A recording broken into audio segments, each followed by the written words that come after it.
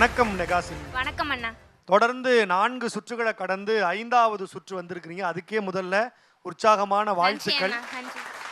இந்த பேசா பொருள் சுற்றுல என்ன தலைப்பு? பரப்பி வச்ச சீர்வரிசை. பரப்பி வச்ச சீர்வரிசை பேச போகுது. உங்களை போலவே நாங்க எல்லோரும் ஆர்வத்தோட காத்திருக்கிறோம்.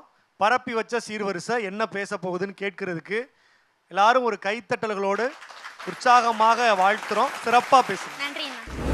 அது இதுன்னு தேடி தேடி ஓடி ஓடி கூடி கூடி பேசி குய்யோ முய்யோன்னு கூப்பாடு போட்டு கடையையே கலவரமாக்கி எங்களை வண்டியில ஏத்திட்டாங்க. எவ்வளவு தூரம் தாங்க வலிக்காத மாதிரியே வர்றது. இப்பவே கண்ணை கட்டுதே. பொண்ணை கொஞ்சம் பக்கத்தூர்ல கட்டி கொடுங்களே. 3 மணி நேரம் 4 மணி நேரம் முட்டி மோதி நஞ்சு நாராகி போன எங்களை ஒரு வழியா இடத்துக்கு கொண்டு வந்து சேர்த்துட்டாங்கப்பா. ஏ நான் நீனு முந்தாதீங்கப்பா. உன்னையும் தான் இறக்க போறாங்க, என்னையும் தான் இறக்க போறாங்க. அட்ரா புட்ரான்னு அண்டாங்குண்டாவை தூக்கி பின்னால வை, அடுக்கு சட்டியை தூக்கி முன்னால வை, பீரோவை இந்த பக்கம் வை, கட்டில் அந்த பக்கம் வை, கிரைண்டரையும் மிக்சியும் கிழக்கால வை, வடக்கால வாஷிங் மிஷினையும் ஃப்ரிட்ஜையும் வை, தட்டு முட்டு சாமானெல்லாம் தள்ளி வை, அடுப்பையும் அஞ்சாரத்தட்டையும் அதுக்கு பக்கத்துல வை. அப்பப்பா காதே கிழிஞ்சு போச்சு. இந்த அளப்புற ஆறுமுகத்தை ஓரம் அணிக்க சொல்லுங்க. இப்ப பாருங்க நாங்க எவ்வளவு அழகா இருக்கோன்னு. அங்கிட்டு இங்கிட்டுன்னு எங்கங்க பாக்குறீங்க? இங்க பாருங்க, நான் தான் பரப்பி வச்ச சீர்வரிசை பேசுறேன். வர்றவங்க போறவங்கலாம் பொண்ணு மாப்பிள்ளைய பாக்குறாங்களோ இல்லையோ, என்னத்தான் வச்ச கண்ணு வாங்காம பாப்பாக. வண்ண வண்ண சேலைங்க வரிசையா கொடியில விரிச்சு கிடக்குன்னு வாயடைச்சு போய் நிக்கிறாக. ரொம்ப அலட்டிக்காதம்மா. புதுசுங்கிற மவுசு கொஞ்ச நாளைக்கு தான். மவுசு குறைஞ்சோன்னு மூச்சு முட்டை அலமாரியில அடைச்சு வைக்க போறாங்க. புது பொண்ணு மாப்பிள்ளைய உட்கார வச்சு உல்லாசமா ஊர் சுத்தி காமிக்க போறது நான் தாங்க. மாப்பிள்ளை மட்டும் மவராசனா இருந்தா என்ன நல்லா பார்த்துப்பாரு. ஏதாவது ஏடா கூடமா ஆச்சுன்னா இந்த வண்டியை போய் நம்ம தலையில கட்டிட்டாங்களேன்னு ரொம்ப தான் சலிச்சுப்பாரு. ஒய்யாரமா குழுகுழு அறையில இருந்த எங்களை இவ்வளோ புழுக்கமான இடத்துல இந்த அண்டாங்குண்டானோட பரப்பி வச்சுட்டாக. இந்த அண்டாங்குண்டான அசால்ட்டா சொல்லிப்புட்ட நீங்க எல்லாம் இன்னைக்கு இஎம்ஐல முளைச்ச காலானுங்கம்மா.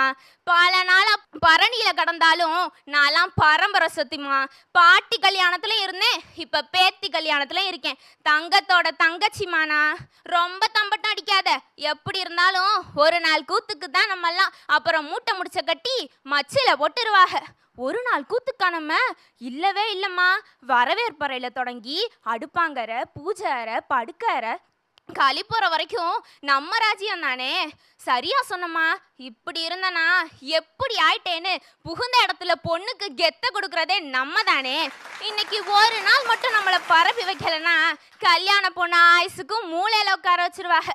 பரப்பி வச்ச சீர்வரிசையும் பார்த்து பார்த்து வாங்கின தங்க நகைகளையும் விட மணப்பொண்ணோட புன்னகை தாங்க ரொம்ப பெருசு. கெட்டி மேளம் டும் டும் டும் டும். அப்பாடா தாலி கட்டிட்டாங்கய்யா. இவங்க தாலி கட்டுறதுக்குள்ள நம்மளை படுத்துற பாடு இருக்கே. நாள் கணக்கா சொல்லிக்கிட்டே இருக்கலாம். பகட்டுக்காக சீர்வரிசை பரப்பி வைக்கலங்க. பகட்டுக்காக சீர்வரிசை பரப்பி வைக்கலங்க. நாங்களும் புகுந்த இடத்துக்கு தான் போறோம். அங்க ஒண்ணு இங்க ஒண்ணுமா குறை இருந்தாலும் ஊதி பெருசாக்காம வயிறார சாப்பிட்டுட்டு மனசார வாழ்த்திட்டு போங்க. நன்றி, வணக்கம்.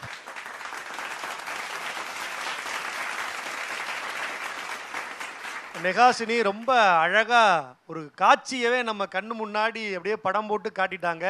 கொஞ்ச நேரம் கல்யாண மண்டபத்தில் இருந்த மாதிரியே இருந்துச்சு. ஒரு சிறப்பான உரையை நெகாசினி வழங்கி இருக்கிறாங்க. இந்த உரை நடுவர்களை எந்த அளவுக்கு ஈர்த்தது அப்படின்னு கேட்கலாமா? முதல்ல அன்பிற்கினி அண்ணன் பாடலாசிரியர் நிரஞ்சன் பாரதி அவர்கள். சீர்வரிசை பேசுவது போன்ற உன்னுடைய இந்த பேச்சு தமிழ் உலகத்துக்கு கொடுக்கப்பட்ட ஒரு சீர், சங்கரா டிவியால் கொடுக்கப்பட்ட சீர் நெகாஷினி என்பதை நிரூபித்திருக்கிறது.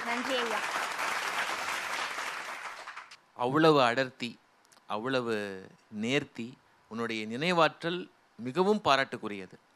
ரொம்ப மெச்ச தகுந்தது. அதுவும் ஒரு வழக்கமான பாணியில நான் சீர்வரிசை பேசுகிறேன். சீர்வரிசை என்றால் எப்படி இருந்ததுன்னு தெரியுமா? அந்த மாதிரி இல்லாம ஒரு பாட்டி கதை சொல்ற மாதிரியான ஒரு பாணியில எல்லாருக்கும் நெருக்கமான ஒரு எளிமையான மொழியில நீங்க சொன்ன விதம் உங்களை தனித்து காட்டுகிறது. உங்களுடைய உழைப்புக்கு என்னுடைய வாழ்த்துக்கள். மேன்மேலும் வளர வாழ்த்துக்கள். கவிஞருக்கு நன்றி. தொடர்ந்து அன்பிற்கினி அண்ணன் மணிகண்டன் அவர்கள். பார்வையாளர்களுக்கு தான் தெரியும், நிறைய இந்த பிள்ளைங்களே ஒவ்வொரு வெரைட்டி கொடுக்குறாங்க பேச்சில். மூச்சடக்கி முத்து எடுக்கிற மாதிரி பேசுறது, பாடல்களை மனனம் செய்து பேசுவது, ஏற்ற இறக்கம் பேசுவது.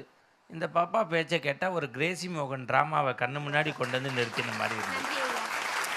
பேச வைப்பார் பாத்திரங்களை, இவளும் பாத்திரங்களை பேச வச்சா. அவ்வளோதான். அதுக்கு மேலே எனக்கு சொல்ல தெரியல.